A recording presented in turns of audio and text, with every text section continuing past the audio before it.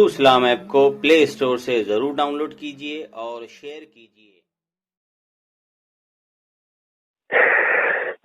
تو ساحل بھائی خیریت ہے؟ جی الحمدللہ، اللہ کا کرم ہے۔ تو ساحل بھائی، جیسا کہ آپ اہل حدیثوں کی اور انجینئر مرزا کی باتیں سنا کرتے تھے تو آپ کا ذہن جو ہے بھٹکا کرتا تھا، ٹھیک ہے؟ تو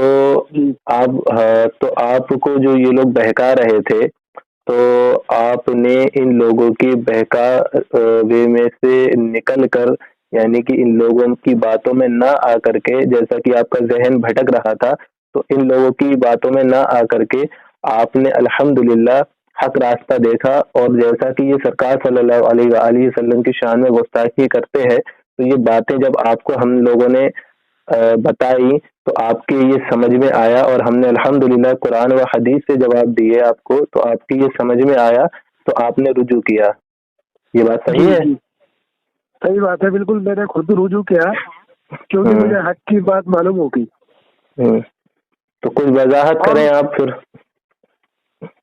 میں نے کئی عالموں کو دیکھا، نعوذ باللہ، کہ جیسا علامہ ربانی کی مثال لے لیجیے آپ، معراج ربانی، میرے پاس معراج ربانی، تو معراج ربانی کی ویڈیو آتی ہے میرے پاس، کہتا ہے کہ معاذ اللہ حضور کو یہ بھی نہیں معلوم کہ دیوار کے پیچھے کیا ہو رہا ہے، معاذ اللہ، استغفر اللہ۔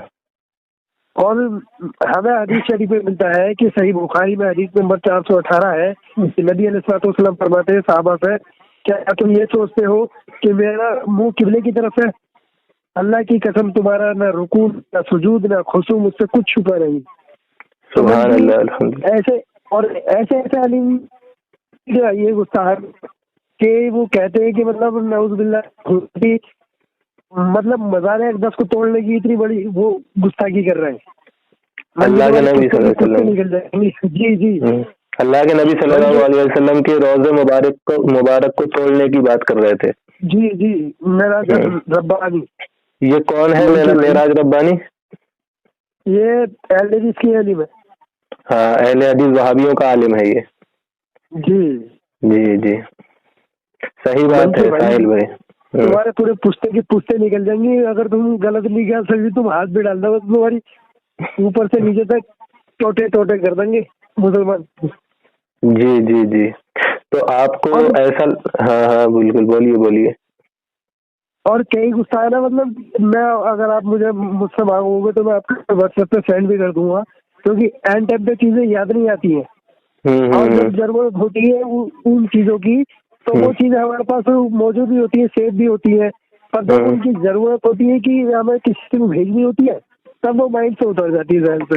پر یہ الحمدللہ رجوع کرنے کے بعد اللہ کے شکر سے ہم ٹھیک ہیں۔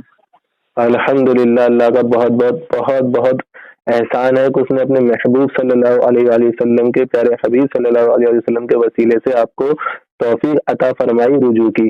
کیونکہ ان لوگوں نے، دیکھیں حضرات، ساحل بھائی ہمارے، ان لوگوں نے، غیر مقلدوں نے قرآن شریف کی آیتوں سے غلط مطلب نکال کر کے ساحل بھائی کو مطلب بتاتے تھے، اور حدیث شریف کے غلط مفہوم، یعنی حدیث شریف سے غلط باتیں اپنی طرف سے بنا کر کے، حدیث شریف کا مفہوم کچھ اور ہوتا تھا اور حدیث شریف پڑھ کے اور اس کا مطلب کچھ اور نکال کے ساحل بھائی کو بتایا کرتے تھے۔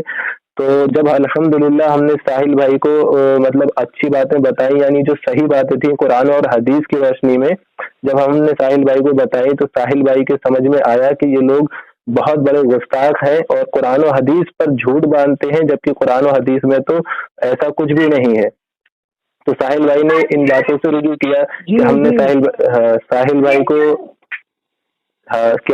بھائی کو جب ان کی گستاخی بتائی، کیونکہ انہوں نے اپنی کتابوں میں لکھ رکھا ہے کہ اللہ تعالیٰ عز و جل عرش اعظم پر ہے اور نہ عرش سے بڑا ہے نہ چھوٹا ہے، اللہ عرش پر کرسی پر پاؤں رکھے ہوئے ہے۔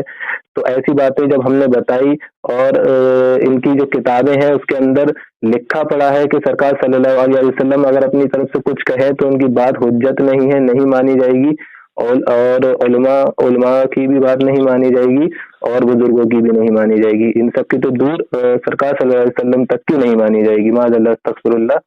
اور حضور صلی اللہ علیہ وسلم معاذ اللہ استغفر اللہ مر کر مٹی میں مل گئے، اور اللہ کی شان کے آگے چھوٹی بڑی ساری مخلوق چمار سے زیادہ ذلیل معاذ اللہ استغفر اللہ، جبکہ سب جانتے ہیں کہ بڑی مخلوق تو انبیاء کرام ہی ہے اور چھوٹی مخلوق جو ہے وہ عام عوام ہے اور عام مخلوق ہے۔